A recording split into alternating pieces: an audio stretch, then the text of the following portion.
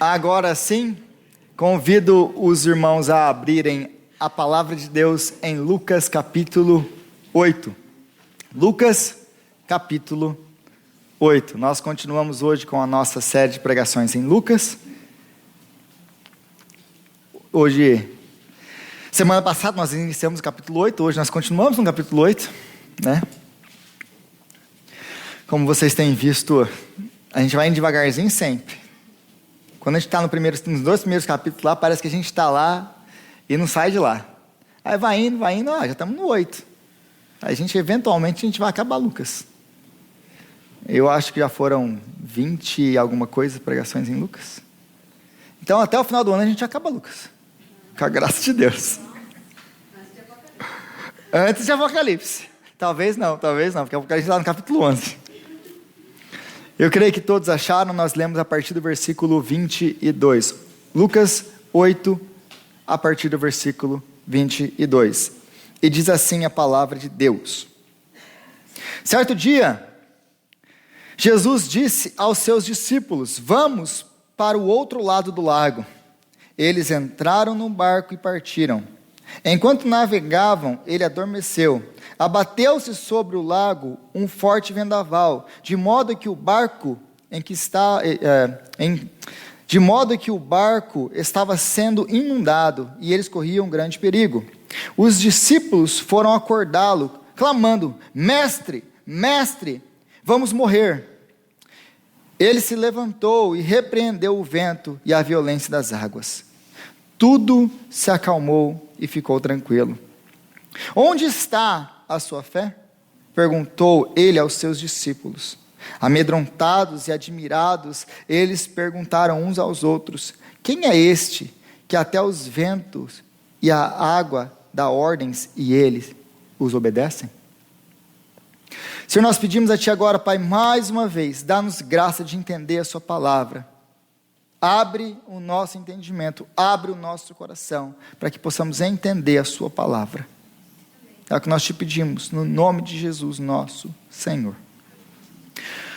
Como eu sempre tenho dito para vocês, como eu sempre começo perguntando, a pergunta que fica nesses textos é: como esse texto que nós acabamos de ler se conecta com tudo o que nós lemos antes em Lucas, e principalmente com essas passagens que o antecedem? Porque, por exemplo, semana passada a gente falou sobre a parábola do quê? A parábola do semeador. Depois da parábola do semeador, vem Jesus acalmando uma tempestade. Aí eu sempre falo, as coisas têm uma lógica. Lucas não está colocando histórias aleatórias, histórias desconectadas aqui, só para dizer aquilo que Jesus fez. Não, ele tem um propósito. Ele tem começo, meio, fim. Ele tem um propósito com essas histórias. Mas aí a pergunta que fica então, mas qual que é o propósito dessa? Como que essa passagem se conecta? Como que Jesus, acalmando uma tempestade, se conecta com a parábola do semeador, por exemplo? Mas para explicar tudo isso, essa conexão, eu vou voltar um pouquinho mais ainda. Eu vou voltar no capítulo 7. E se você se lembra, lá no capítulo 7, como nós já estudamos aquelas passagens, nós temos 4 histórias ali no capítulo 7. Quais são as histórias do capítulo 7? Nós começamos a ver a história de Jesus curando o servo do centurião. E a pergunta toda do capítulo 7, se vocês se lembram, o centro de todo o capítulo 7 é a pergunta de João Batista. É você mesmo que a gente está esperando, que a gente tem que esperar? É você mesmo ou nós devemos esperar outro?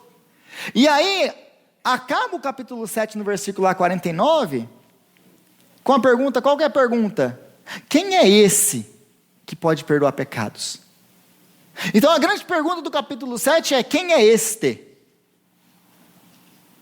E o grande ênfase do capítulo 7 são nos milagres de Jesus, é naquilo que Jesus faz, é nas testemunhas oculares, aquilo que eles veem com os seus olhos. Então no capítulo 7 nós temos mais uma vez então a cura do servo do centurião. E aí, o que Lucas está nos ensinando sobre Jesus com a cura do servo? Que Jesus tem autoridade sobre todo o reino espiritual. Ele é o Senhor do reino espiritual. Ele tem toda a autoridade sobre o reino espiritual. Depois, nós vemos Jesus curando o filho da viúva. Curando não, ressuscitando o filho da viúva. Porque ele não estava dormindo, ele não estava doente. Ele estava morto. Então, o que Lucas quer nos ensinar com isso? Que Jesus tem o poder sobre a morte. Ele é o Senhor da morte. Aí depois, nós temos a pergunta de João Batista, quando João Batista envia os seus discípulos e pergunta: é você mesmo? O que Jesus faz para responder João Batista? Milagres. E quais são os milagres? Ele vai curar a gente, ele vai ressuscitar morto. Então, por que ele faz milagres? Por que Jesus faz milagres? O que são os milagres? Os milagres nada mais são do que o quê? Jesus revertendo o efeito do pecado sobre a nossa vida. Jesus revertendo o efeito do pecado sobre a vida do homem.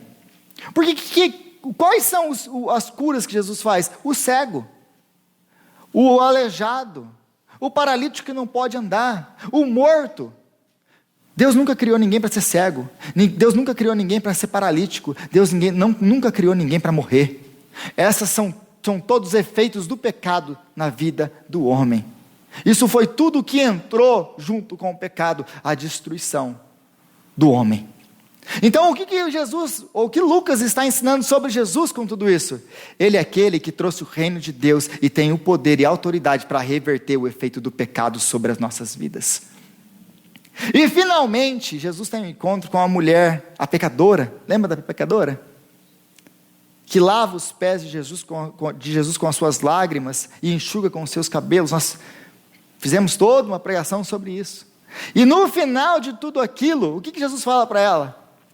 Mulher, os teus pecados estão perdoados.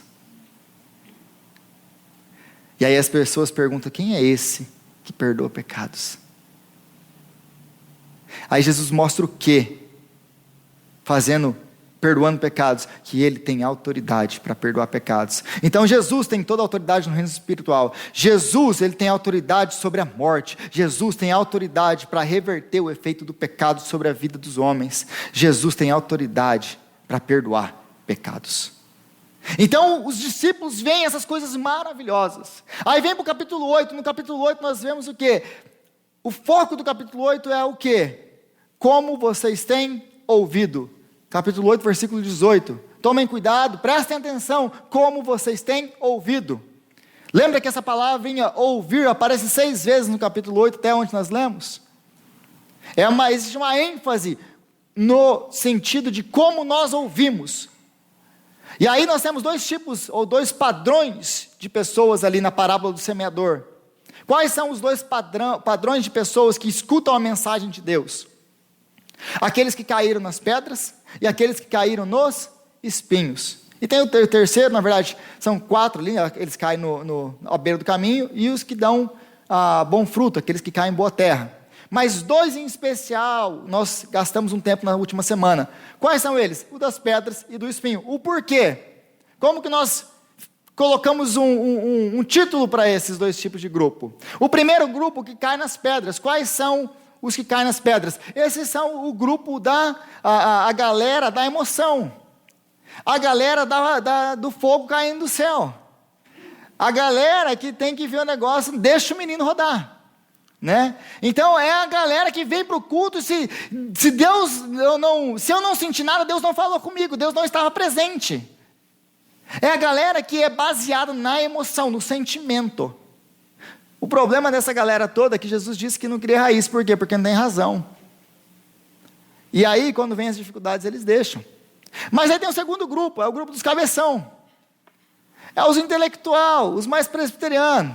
A gente gosta de receber aquele tapinha na costa. Não, os presbiterianos estudam mesmo. A gente gosta dessa coisa. E aí tem esse grupo que é o nosso grupo. A gente é mais intelectual, né? Mas qual que é o problema desse grupo? Esse grupo escuta, ele entende com a razão. Só que qual que é o problema deles?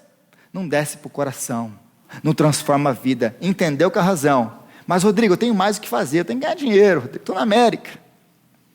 A minha vida não é transformada pela palavra de Deus. Ela pode até mudar o meu intelecto, mas ela não muda a minha ação.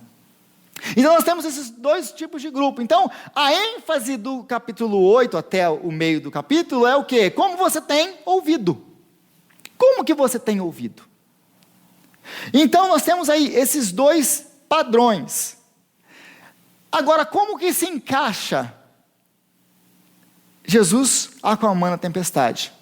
Como que isso aqui se encaixa em tudo isso que nós acabamos de ver? Nós vimos nas últimas semanas. Como que Jesus acalmar a tempestade se encaixa com tudo isso? Assim, nas tempestades, a nossa teologia, ela é testada.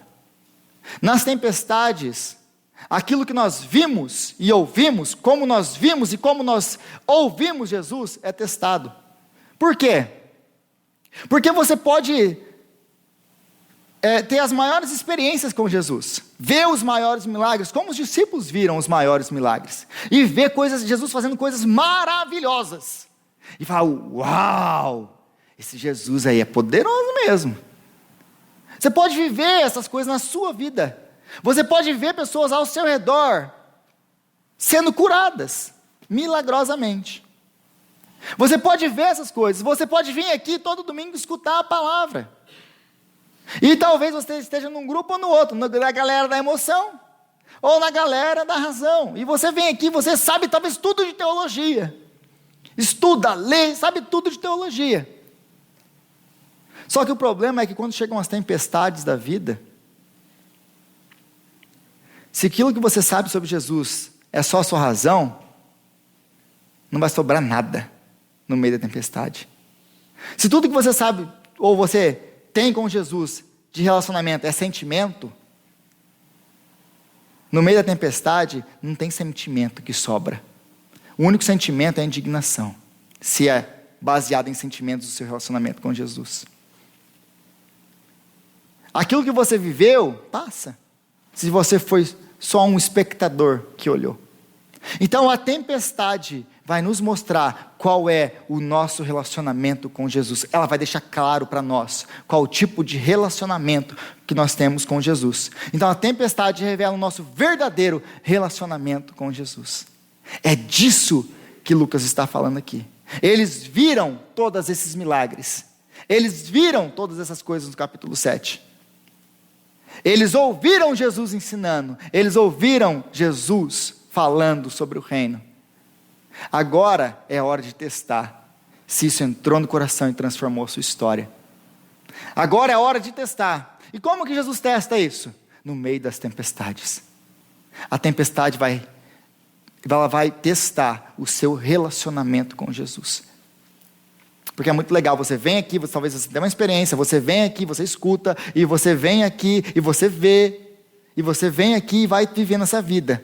Mas você vai saber o que é real na sua vida com Jesus quando vierem os sofrimentos. Aí vai ficar o que realmente é. Então nós precisamos, para entender a tempestade, nós precisamos entender um pouquinho de geografia de Israel. Como funciona, onde eles estão passando e o que está acontecendo ali. O Mar da Galileia, ou o lago que Lucas aqui está se referindo, e aliás, gente, essa passagem ela tem paralelos tanto em Mateus capítulo 8 e em Marcos capítulo 4. A mesma passagem. Se você quer comparar essas passagens, Mateus capítulo 8, Marcos capítulo 4. Os três evangelistas reportam a mesma história. Então, o que está acontecendo aqui? O Mar da Galileia, na verdade, ele não é um mar, como o Lucas bem coloca, ele é um lago, que ele está 200 metros abaixo do nível do mar Mediterrâneo. Então ele está 200 metros abaixo do nível do mar. Do lado dele, do seu lado esquerdo aqui, tem uma cadeia de montanhas, muito altas. Acima dele, no norte, também tem uma outra cadeia de montanhas. O Monte Hermon está no norte dele. E ali eles se formam um funil. Naquele funil, vem os ventos que vêm do Monte Hermon e vai descendo. Os ventos frios do Monte Hermon vão descendo. E eles se encontram com os ventos quentes do mar da Galileia. E se você sabe o que acontece, a gente que mora aqui nos Estados Unidos, nessa costa, a gente entende só um pouquinho de furacão. O que acontece quando os ventos frios se encontram com ventos quentes no mar? Se tornam furacões, se tornam tempestades. Então, o mar da Galileia é um lugar que comumente eles têm tempestades. É um lugar comum. Perceba então que quando a gente olha e entende isso aqui, você está falando com os discípulos. Os discípulos, eles não estão aterrorizados com essa tempestade à toa. Por quê? Porque eles são homens experientes.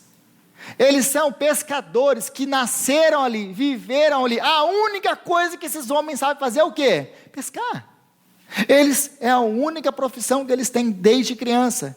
Quantas tempestades vocês acham que eles já enfrentaram no mar da Galileia? Isso é uma coisa tão comum. Muitas.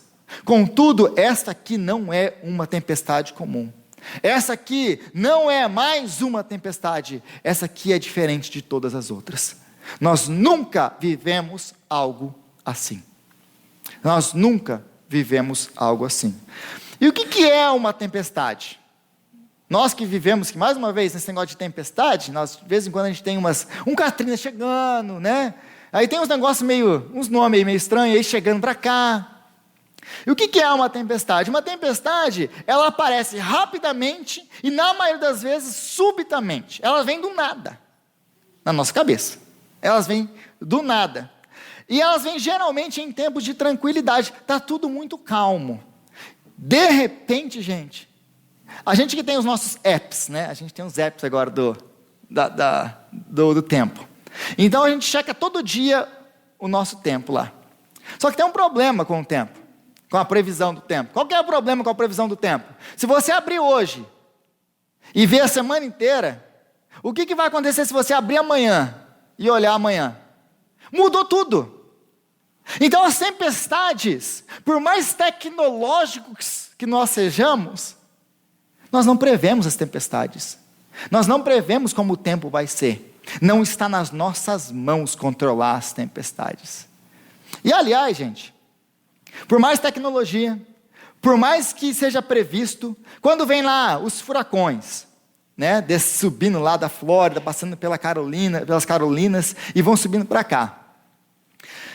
Aí eles vão lá e medem o tamanho, o raio do furacão, e aí eles medem as velocidades dos ventos, eles falam, não, ele vai entrar aqui, vai sair aqui, ele vai fazer esse percurso aqui. O que acontece? Nada do que eles falaram. Nada. Aí as pessoas começam a se preparar, vamos se preparar para o impacto do furacão, e começa a fazer aquilo outro. Se prepara. Alguém consegue se preparar para encontrar um furacão? O que você, com o melhor do seu preparo, pode fazer para encontrar um furacão? Nada. Então o que as tempestades nos deixam muito claro? O que as tempestades nos ensinam? O que as tempestades nos mostram? Elas revelam a nossa incapacidade e a nossa vulnerabilidade. As tempestades nos mostram como nós somos vulneráveis. E como nós não temos nada nas nossas mãos. Nós não controlamos nada. Você pode se preparar, você pode tentar prever, você pode tentar fazer tudo o possível para se preparar, para conseguir evitar as tempestades. Mas tem alguma coisa que você pode fazer de fato? Nada. Nada. E talvez essa seja a sua situação aqui hoje. Porque talvez você estava aí na semana passada e estava tudo bem. E estava tudo tranquilo. Mas de repente, da onde você nem sabe, veio um furacão.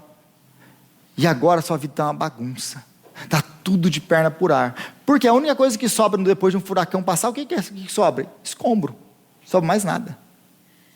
Então, as tempestades são assim nas nossas vidas. Elas nos atingem de uma hora para outra, na hora que a gente menos espera. Trazendo tristeza, sofrimento, perdas. Incalculáveis muitas vezes. E é disso que Jesus está falando aqui. Porque nós passamos pelas tempestades da vida, e aliás, por muitas delas. Porque talvez hoje você está passando pelo tempo da calmaria, Mas a gente nunca sabe amanhã. Porque a tempestade pode vir assim. E geralmente o que acontece, gente, conosco no meio das nossas tempestades, é aquilo que os discípulos estão experimentando aqui. O que os discípulos estão experimentando aqui? Eles estão experimentando a maior tempestade da sua vida. Eles estão prestes a morrer. E o que Jesus está fazendo? Dormindo. E agora, homenzinho de sono pesado, viu? Porque eu vou falar para você. Esse aqui, você pensa que o Josh tem sono pesado, Vivi? Você não viu Jesus. Gente, a água caindo para tudo quanto é canto. O barco quase virando. E esse homem está dormindo. Como que pode? Vocês já pararam para pensar nisso? Se pingar água em você, você acorda. Gente, está chovendo em Jesus. E ele está lá dormindo.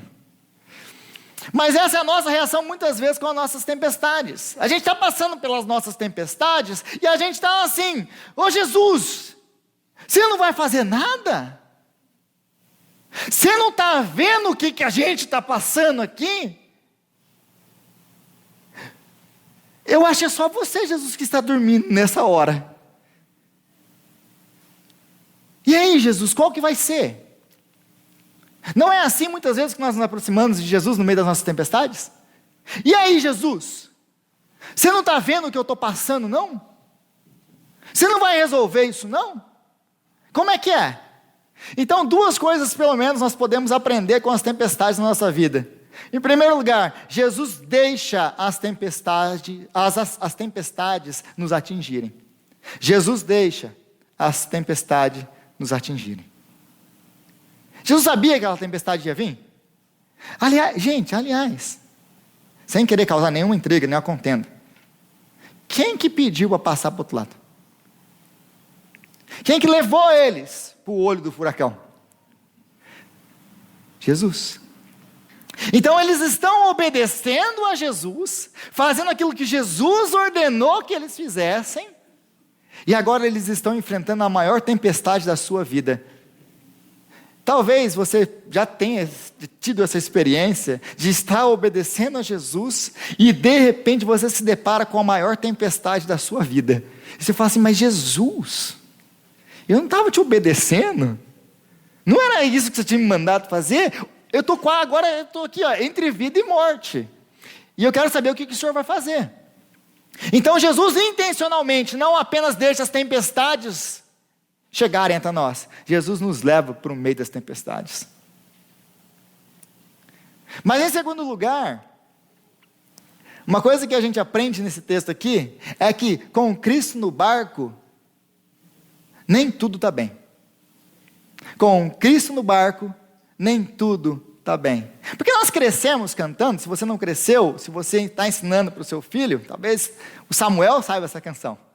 Com Cristo no barco tudo vai muito bem, vai muito bem, vai muito bem. Com Cristo no barco tudo vai muito bem, e passa o temporal.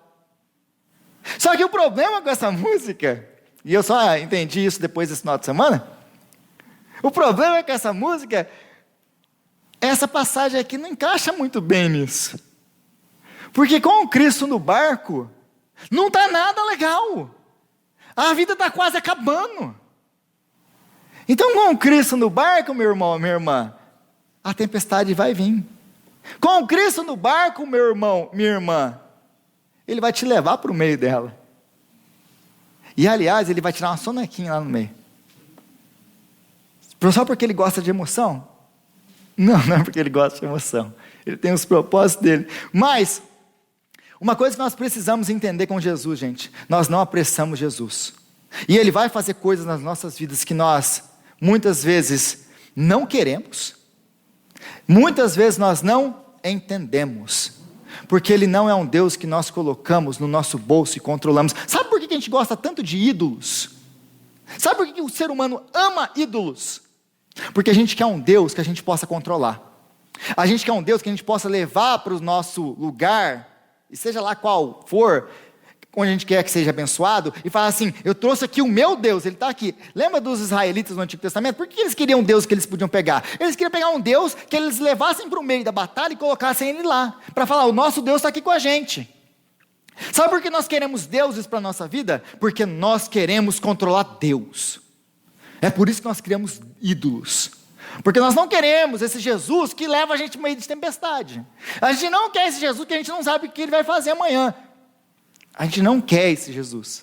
A gente quer um Jesus que a gente esfrega 3 vezes na lâmpada e fala, olha, estou aqui para realizar os teus 3 desejos. Quais são? É esse Jesus que a gente quer. É por isso que a gente é uma fábrica de ídolo. A gente quer os ídolos que a gente pode colocar no nosso bolso. E o dessa nação em particular é verde. E cabe na carteira. É por isso que a gente ama tanto dinheiro. Porque a gente pensa que dinheiro é aquilo que nos dá segurança na vida. É por isso que a gente quer acumular. Porque a gente está preocupado que um dia o nosso Deus não nos sustente mais. É essa a razão dos nossos ídolos. Então Jesus ele vai fazer o que muitas vezes nós não queremos. E muitas vezes nós não compreendemos o que ele está fazendo. E aliás, gente, se Deus é Deus e você consegue compreender tudo que ele está fazendo, ele não é um Deus tão grande assim. Já pararam para pensar nisso ou não?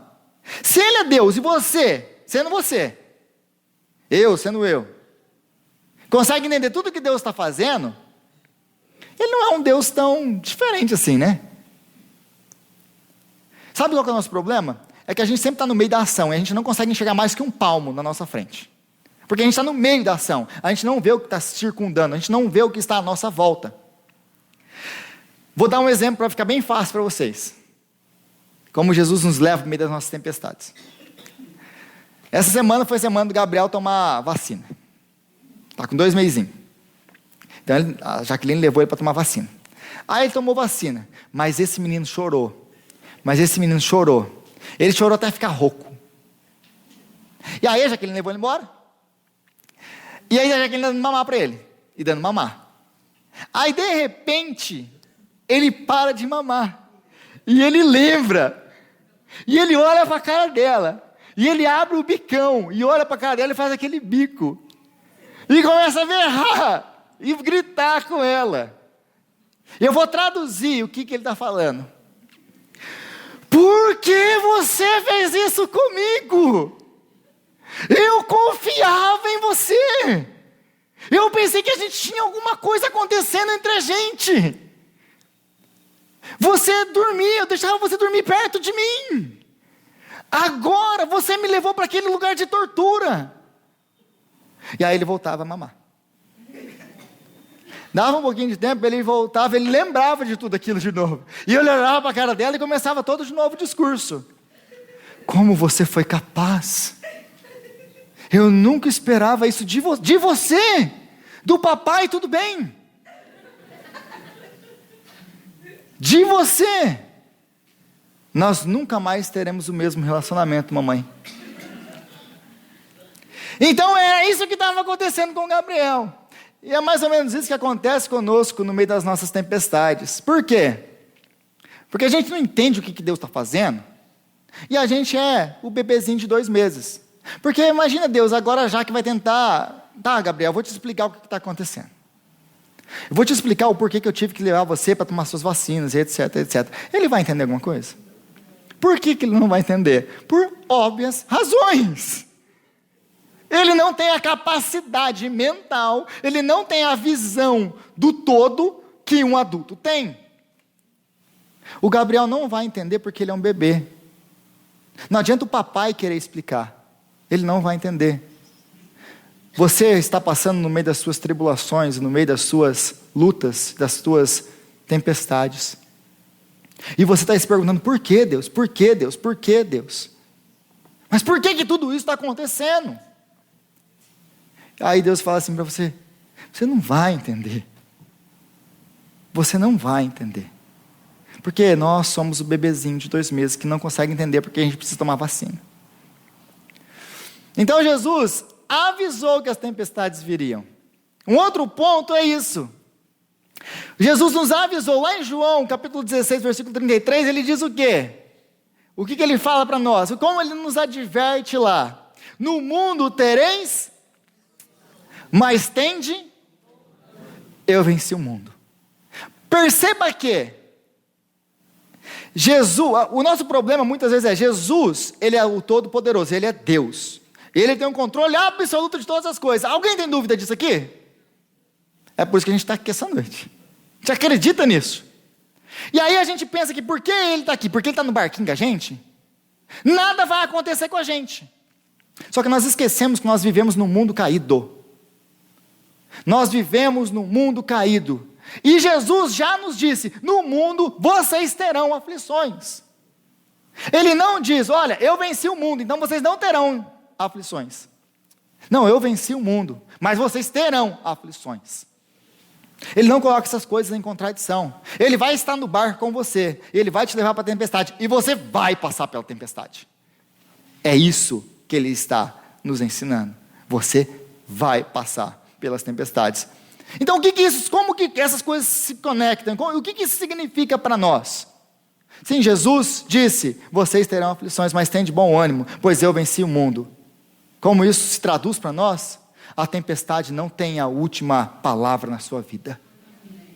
A tempestade que você está passando, meu irmão, minha irmã, não tem a última palavra sobre a sua vida. Aquilo que você está pensando, gritando e clamando, Jesus, se você não fizer alguma coisa eu vou morrer, não tem a última palavra na sua vida, porque Ele é o Senhor da tempestade, e nada acontece sem o Senhor da tempestade não permitir que aconteça. Então nós temos duas maneiras pelas quais nós podemos passar pelas tempestades. Duas maneiras. E você escolhe a sua. Você pode passar a sua tempestade como um ingênuo. Qual é o ingênuo? Aquele que passa pelas tempestades surpresos.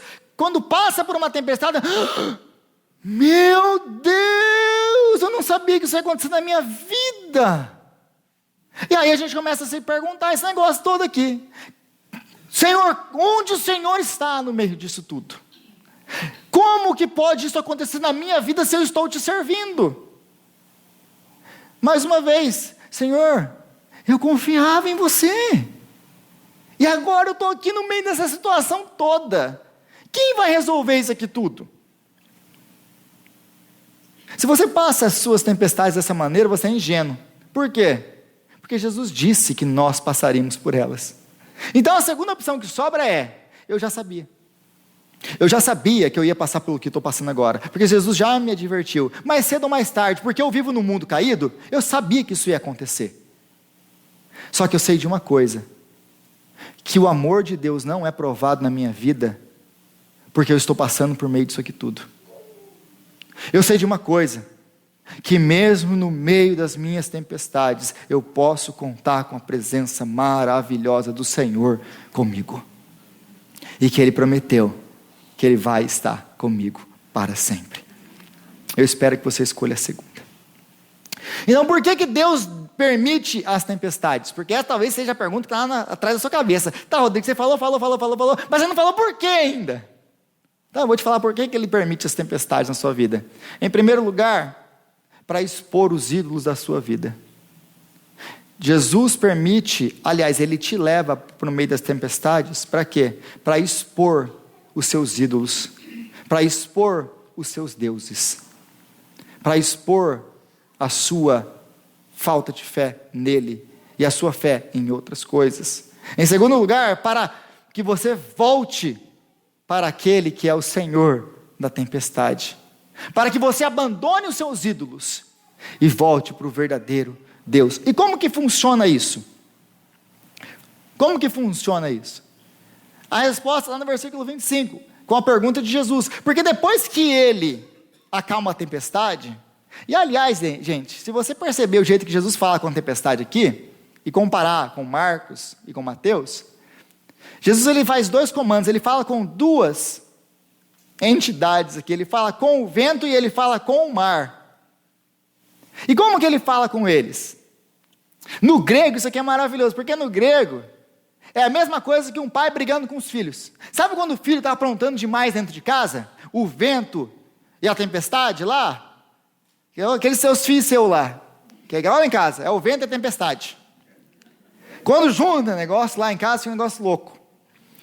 Como que a gente tem que falar? Aquieta, fica quieto. E aí vem tudo o quê? Vem a calmaria. É desse jeito que Jesus lida com a tempestade, porque Ele é o Pai, Ele é o Senhor das tempestades, e Ele fala para o vento, aquieta, para o mar, fica quieto e fica assim, porque a tradução mais literal seria isso, vocês calem a boca, e vocês fiquem calados. Essa seria uma tradução mais literal desse texto no grego, porque Jesus, para Ele não tem tempestade grande, tempestade pequena, Ele é o Senhor de todas elas. Então, a pergunta que Ele está fazendo, e voltando para a nossa questão, por que Ele permite as tempestades na nossa vida, para expor os nossos ídolos, a pergunta que Ele faz é, onde está a sua fé? Perceba que Ele não fala isso, vocês não têm fé. Perceba que Ele não fala, vocês têm pouca fé. Ele fala o quê? Aonde está a sua fé? E você tem que lembrar agora de tudo o que a gente falou lá no começo, no capítulo 7 e no capítulo 8, eles viram os grandes milagres. Eles viram pessoas voltarem da morte. Eles viram Jesus ensinar, eles andaram com Jesus, esses homens estão andando com Jesus. Então a pergunta de Jesus é, depois de tudo isso, vocês ainda não creem em mim? Vocês ainda não entenderam quem eu sou? Lembra da pergunta? Quem é este? Eles ainda não entenderam quem é Ele. Essa é a pergunta. Aonde está a sua fé? Por que Jesus faz essa pergunta? Essa pergunta é para você hoje. Aonde está a sua fé? Porque se a sua fé estiver em qualquer outra coisa que não for Jesus Cristo, no meio da tempestade, quando ela vier, não vai sobrar nada. Nada. Aliás, vai sobrar uma coisa: escombro, destroço. Porque é a única coisa que a tempestade deixa para trás. Se a sua fé estiver centrada em qualquer outra coisa que não seja Jesus Cristo, como que você fica no meio das suas tempestades? Você não fica, não sobra nada. Por quê, Rodrigo? Porque se você colocar qualquer outra coisa, e qualquer outra coisa no centro da sua vida, e isso for tirado de você, por causa da tempestade que está passando, você vai culpar Deus por aquilo que você perdeu. Se você coloca aí o centro da sua vida, na sua carreira, lembra do Deus verde? Você coloca no centro da sua vida o Deus verde, e a sua carreira, o seu trabalho, você se mata de trabalhar, full time, part time, more time, para fazer mais o quê? Multiplicar os deusezinhos verdes da sua carteira. Aí acontece alguma coisa na sua vida que previne você de trabalhar. Agora você não pode mais trabalhar. E tudo que você confia é o quê? A força do meu braço, a minha inteligência. E agora você cai de cama num hospital e você confia na força do seu braço. O que acontece com você agora? Você está destroçado por causa da sua tempestade. E você confia na sua beleza, você é bonita, e você confia nisso. Você cai na cama do hospital de novo, emagrece, perde peso, eu não sei lá o que talvez você esteja enfrentando. Onde está agora a sua fé? Destroçada. Então todas as vezes que nós colocarmos a nossa fé em qualquer outra coisa que não seja Jesus Cristo, as tempestades da vida vão nos destruir e vão nos levar para longe de Deus. Mas se Ele é o centro da nossa vida, você vai poder falar como o apóstolo Paulo: aprendi a estar satisfeito em toda e qualquer circunstância. Por quê? Porque Ele é o centro. Porque Ele é o centro. E aí a gente precisa entender, para finalizar, a razão de ter esses relatos aqui. Porque como eu já disse várias e várias vezes, e eu repito mais uma vez, esses relatos, esses milagres de Jesus, isso que nós estamos vendo aqui, não são apenas livre exercício da memória humana. Os apóstolos, os evangelistas, os autores bíblicos não sentaram um dia na cadeira da casa deles e falaram assim: olha, vamos escrever aquilo que a gente lembra do ministério de Jesus para que fique gravado o ministério de Jesus. Não é isso. Eles, como disse João, lá no final do seu evangelho, no capítulo 20, ele fala assim: Jesus fez na presença dos seus discípulos muitos outros sinais, mas estes foram escritos para que vocês creiam nele e tenham vida eterna. Então esses milagres, eles têm um propósito de estar aqui. Não é sem razão que Mateus e Marcos também colocam a mesma história. Aliás, se você ler Mateus, Marcos e Lucas, os chamados evangelhos sinópticos, eu estou cansado de responder essa pergunta: Rodrigo, por que tem 3 evangelhos igual? Por que tem 3 evangelhos igual? Então, e realmente as histórias são muito parecidas, os relatos são basicamente idênticos. Por que então que Mateus não escreveu uma coisa, Marcos escreveu outra coisa, Lucas escreveu outra coisa, se Jesus fez muitos outros sinais que não estão escritos nesses livros? Porque esses sinais, eles ensinam algo. O que esse sinal ensina? O que Jesus acalmando uma tempestade ensina? Se você olhar no Antigo Testamento, a teologia do Antigo Testamento, você vai perceber uma coisa, que se você abrir lá nos Salmos, só existe um que é capaz de controlar tempestades. Aliás, ele é aquele que envia as tempestades, é aquele que troveja, é aquele que faz rugir o mar. Quem é esse? O Senhor.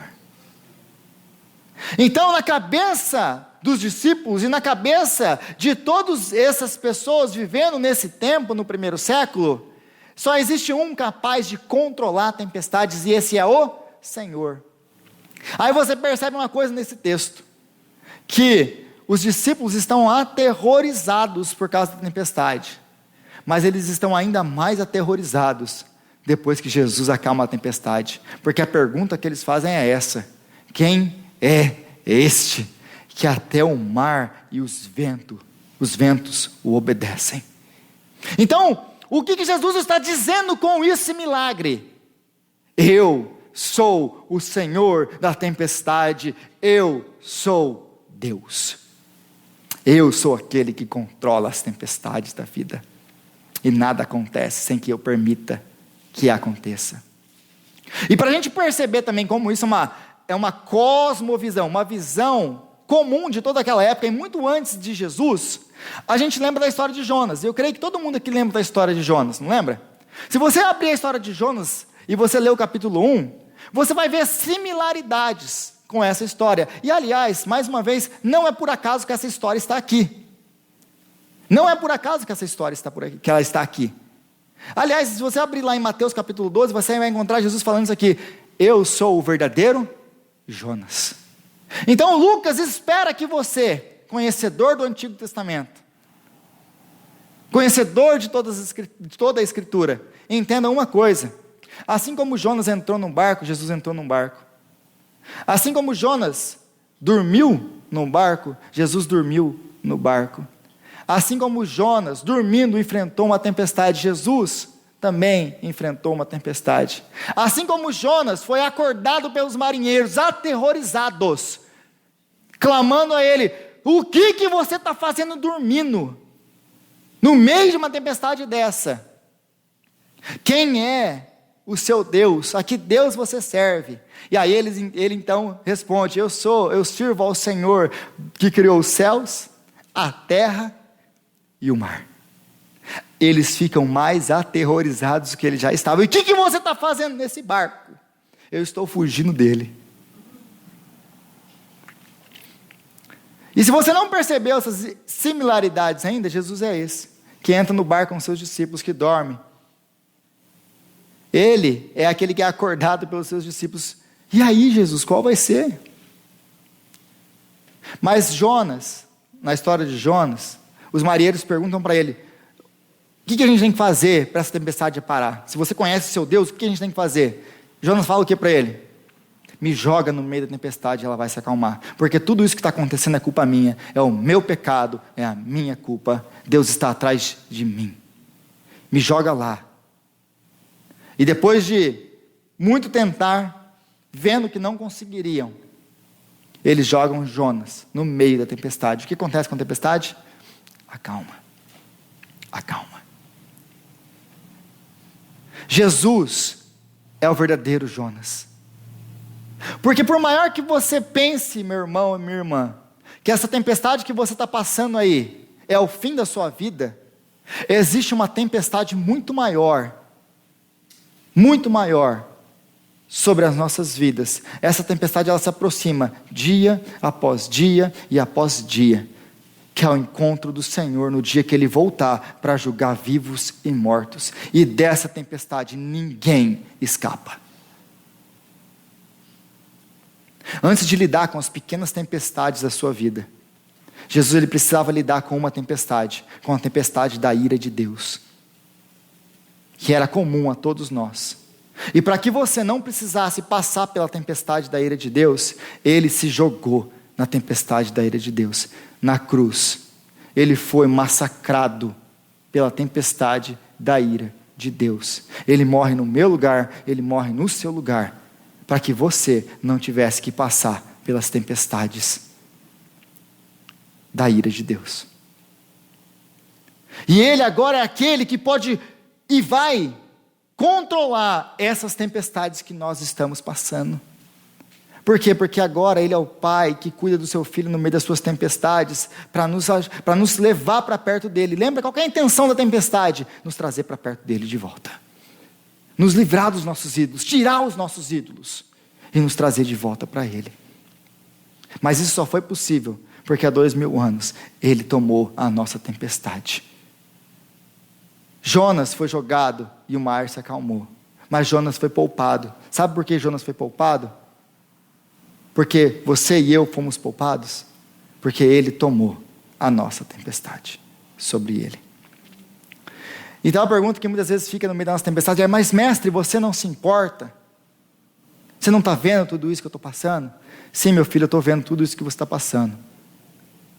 Eu me importo tanto que eu tomei a sua tempestade sobre mim. Então não se preocupa com essa que você está passando, porque dessa eu também vou cuidar. Senhor, nós te agradecemos, ó Pai, pela sua palavra. E te louvamos, ó Deus, porque Tu és o Deus, o Senhor da tempestade. E nós sabemos, ó Deus, que o Senhor cuida de nós, mesmo em meio às nossas tempestades.